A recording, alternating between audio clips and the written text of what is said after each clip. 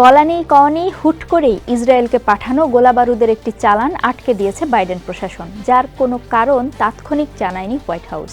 অবশেষে মুখ খুলেছে তারা। নাম প্রকাশে অনিচ্ছুক হোয়াইট হাউসের এক কর্মকর্তার বরাত দিয়ে বিবিসি বলছে, ইসরায়েলের রাফাহ অভিযান নিয়ে অনড় অবস্থানের কারণেই গোলাবারুদের ওই চালানটি আটকে দেওয়া হয়। গত সপ্তাহে মার্কিন প্রশাসনের বারণ সত্ত্বেও দক্ষিণ গাজার রাফাহতে একটি বড় স্থল অভিযান শুরুর গো ধরেছিলেন ইসরায়েলি প্রধানমন্ত্রী বেনিয়ামিন নেতানিয়াহু।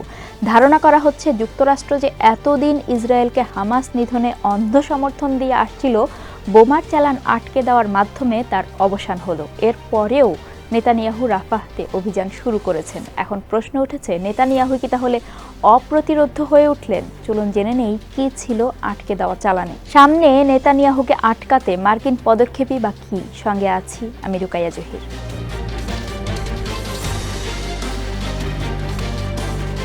নাম প্রকাশে অনিচ্ছুক মার্কিন কর্মকর্তা জানান, আটকে দেওয়া চালানটিতে 1800টি 2000 পাউন্ড এবং 1700টি 500 পাউন্ড বোমা ছিল। তিনি জানান, জেডিএএম বা joint direct attack munition kit সহ স্টেট ডিপার্টমেন্টের অন্যান্য কিছু ক্ষেত্রে আমরা পর্যালোচনা চালিয়ে যাচ্ছি।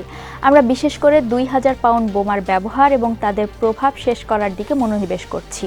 আমরা দেখেছি গাজার অন্যান্য অংশে ঘন বসতিতে সেগুলো ব্যবহার করে ধ্বংসযজ্ঞ চালানো হয়েছে। তবে কিভাবে এই চালান পাঠানো যাবে সেই বিষয়ে এখনও আমরা চূড়ান্ত সিদ্ধান্ত নিইনি, কেননা ইসরায়েল রাফাহতে বেসামরিক নাগরিকদের মানবিক চাহিদা এবং তাদের সুরক্ষা নিশ্চিত করে অভিযান পরিচালনার বিষয়ে মার্কিন উদ্বেগের পুরোপুরি সমাধান না করেই স্থল অভিযান শুরু করেছে।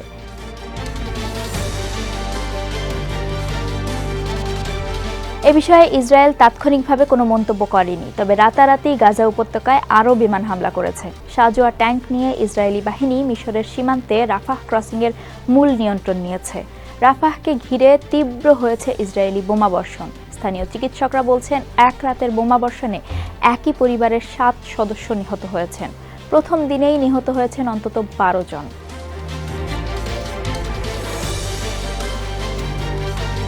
গত অক্টোবরে ইসরায়েল এবং হামাসের মধ্যে যুদ্ধ শুরু হওয়ার পর থেকে মিশর সীমান্তর রাফাহ ক্রসিং ছিল অবরুদ্ধ গাজায় ত্রাণ প্রবেশের এবং প্রাণ ভয়ে ছুটে পালানো মানুষের একমাত্র পথ। কিন্তু ইসরায়েলি সামরিক বাহিনী কয়েক হাজার বেসামরিক নাগরিককে রাফাহ শহরের নিকটবর্তী পূর্ব অঞ্চল থেকে সরে যাওয়ার নির্দেশ দেয়।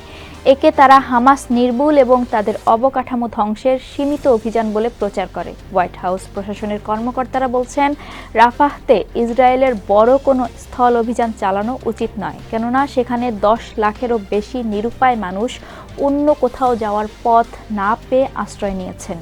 এই বিপুল জনগোষ্ঠীকে নিরাপদ রেখে এবং হামাস নির্মূলে গাজার অন্যান্য এলাকা থেকে আলাদা করে অভিযান পরিচালনা করা যায় সেই বিষয়ে মার্কিন ইসরায়েল আলোচনা চলছে। কিন্তু মার্কিন উদ্বেগের সম্পূর্ণরূপে সমাধান না করেই ইসরায়েল স্থল অভিযান শুরু করেছে।